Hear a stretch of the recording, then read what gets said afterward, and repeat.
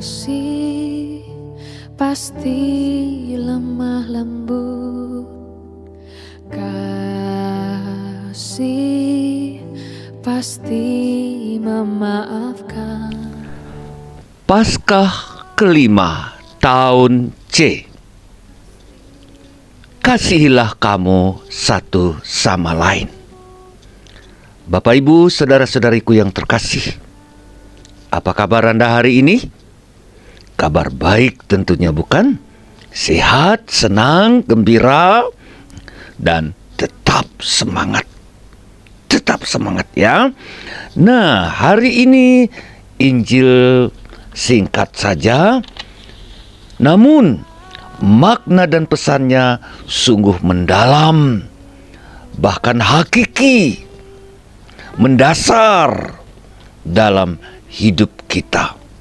Apa itu? Kasih. Tuhan berpesan, kasihilah kamu satu sama lain. Intinya, kita diajak untuk hidup dalam kasih persaudaraan. Kita ini masih dalam masa Paskah. Paskah Yesus beralih dari kematian ke kehidupan. Paskah kemuliaan Yesus. Kemuliaan adalah buah dari kesengsaraannya. Habis gelap terbitlah terang, kan begitu? Sehabis derita, gelapnya sengsara yang Yesus alami, terbitlah cahaya baru, yaitu kebangkitan. Kita ingat akan lilin Paskah ya, di malam Paskah. Cahaya lambang kebangkitan yang memberikan terang bagi seluruh bangsa. Ini ciri khas Injil Yohanes. Kemuliaan Yesus yang sudah nampak, sudah kelihatan, sudah terjadi pada saat sengsaranya.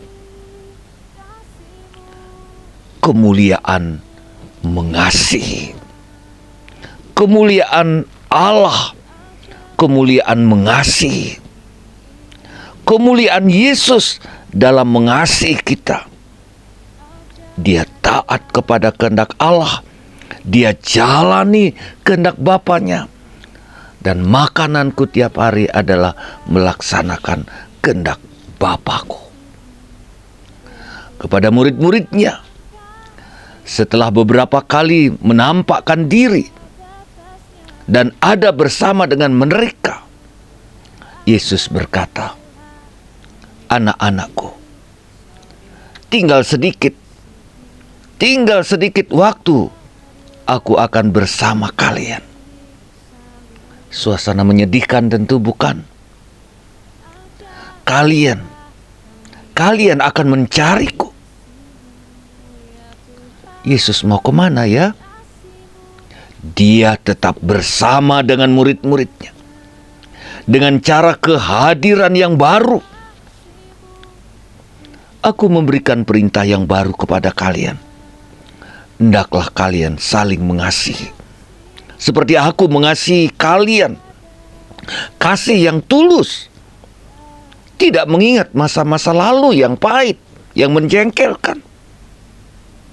Aku memberikan diriku seutuhnya bagi kalian.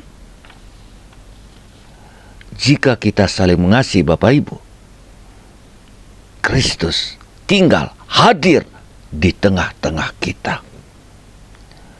Sebaliknya, kalau kita saling bermusuhan, baku hantam, baku fitnah, baku cemburu, bagaimana Yesus bisa tinggal dalam hati kita? Namun Bapak Ibu, saudara-saudariku yang terkasih, kehadiran Yesus saat ini tentu berbeda ketika Yesus ada bersama dengan murid-muridnya. Lalu bagaimana kita di zaman kita ini memandang Yesus?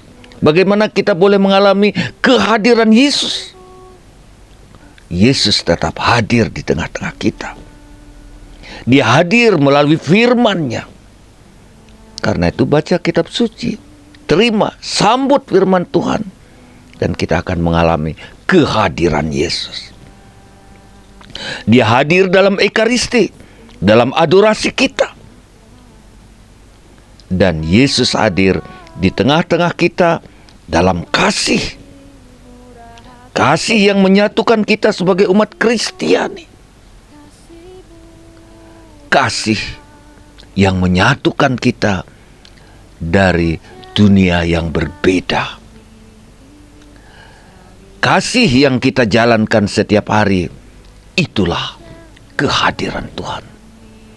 Bukankah ada nyanyian, di mana ada kasih, di situ Tuhan hadir. Dalam Perjanjian Lama sudah ada hukum kasih. Sudah ada. Yesus berkata, "Aku memberikan hukum yang baru bagimu." Baru yang mana ya? Barunya adalah mencintai seperti aku mencintaimu. Cinta yang tulus, cinta yang total. Kita semua diajak mencintai. Sama dengan model cinta Yesus. Bapak Ibu saudara-saudariku yang terkasih, dalam hidup ini yang serba terbatas ini, ada begitu banyak kesulitan untuk mengasihi orang lain. Jika kita satu bersama hati Yesus, kita bisa mencintai seperti Dia mencintai. Begitu kita menerima Yesus dalam hati kita, kita menerima hati yang penuh kasih, kasih yang murah. Yesus memberikan kesimpulan. Kasih yang kalian tunjukkan kepada setiap orang, itulah yang menjadi tanda bahwa kalian adalah murid-muridku. Jangan menyebut diri murid Yesus kalau kita tidak mampu mengasihi orang lain. Tidak cukup dibaptis, lalu kita disebut Kristiani, pengikut Kristus. Kita harus melengkapinya dengan hidup seperti Kristus. Kita tahu pada abad pertama, orang-orang kafir hidupnya luar biasa seperti orang Kristiani. Mengagumkan. Mereka hidup saling mengasihi. Dalam bacaan pertama, pemuliaan Yesus ditampilkan secara luar biasa. Hidup menjadi orang Kristiani tidak selalu gampang memang. Selalu ada kesulitan, tantangan, dimusuhi. Namun dengan rahmat Allah dan kekuatan Kristus yang bangkit, segala kesulitan teratasi. Bagaimana gereja awali bertumbuh dan berkembang? Justru karena kesulitan, tantangan yang hebat yang mereka alami. Kasih Kristus yang universal, yang mendorong para murid menaburkan sabda Tuhan di tengah-tengah kaum kafir, dan mereka pergi kemana-mana. Juga bacaan kedua menunjukkan kepada kita buah-buah dari kebangkitan Yesus. Apa? Kota suci, Yerusalem baru, dan imam-imamnya. Kita percaya dan kita berharap semua hidup dalam damai, rukun, saling mengasihi, dan tentu itu semua demi kemuliaan Allah, untuk kemuliaan Allah. Tuhan menghapus semua air mata. Tidak ada lagi kesedihan, tidak ada lagi kesusahan, tetapi kegembiraan yang besar karena Kristus. Silahkan renungkan, baca firman Tuhan. Tuhan memberkati Anda semua. Salam Romo Agus Inyoman Murtika, Domus Orationis Arnoldi. Amin.